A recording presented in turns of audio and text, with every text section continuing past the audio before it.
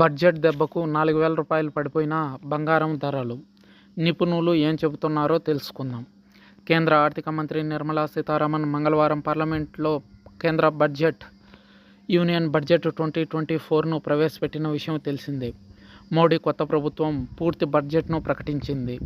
చాలా విషయాలపై పన్ను మినహాయింపులు ఇచ్చారు. అలాగే కొన్ని వస్తువులపై పన్నులను పెంచారు. కొత్త బడ్జెట్ ప్రకారం బంగారం, వెండి ధరలు కూడా తగ్గుముఖం పట్టనున్నాయి. బంగారం, వెండిపై దిగుమతి సుంకాన్ని 6% తగ్గిస్తున్నట్లు నిర్మలా సీతారామన్ తెలిపారు. చాలామంది ఆర్థిక నిపుణుల అభిప్రాయం ప్రకారం ఈ నిర్ణయం బంగారం, వెండి ధరలను చాలా వరకు తగ్గిస్తుందని, ఈ లోహాలకు డిమాండ్ మరింత పెరుగుతుంది. ఫలితంగా సామాన్యులు బంగారం లేదా వెండి ఆభరణాలను ఎక్కువగా కొనుగోలు చేయడం ప్రారంభిస్తారని వెల్లడించారు. ఫలితంగా విలువైన లోహాల స్మగ్లింగ్ కూడా తగ్గుతుందని ఆర్థిక మంత్రి పేర్కొన్నారు.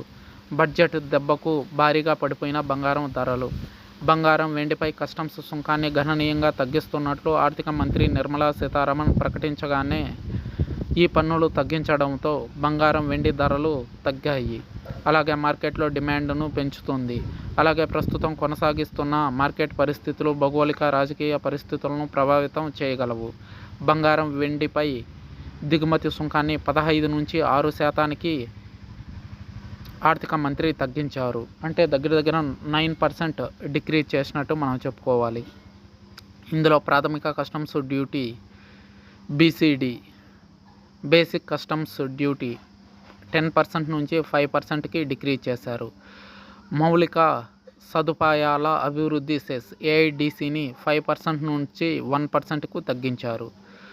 Geojit financial services commodities head Harish V మాట్లాడుతూ కస్టమ్స్ డ్యూటీని 15% నుంచి 6%కు తగ్గించడం వల్ల దేశీయ ధరలు తగ్గవచ్చు. అలాగే డిమాండ్ పెరిగే అవకాశం స్పష్టంగా ఉందని తెలిపారు. గతంలో డ్యూటీలో 10% BCD, 5% AIDCలు ఉన్నాయి అని చెప్పారు ఆయన. ఇదే సమయంలో మార్కెట్లో రూ.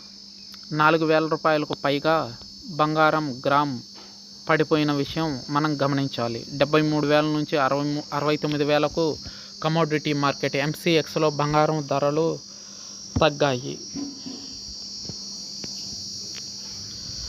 భవిష్యత్తులో ఇలాగే బంగారం ధరలు తగ్గవచ్చని, డిమాండ్ మరింతగా పెరగవచ్చని ఆర్థిక నిపుణులు చెబుతున్నారు.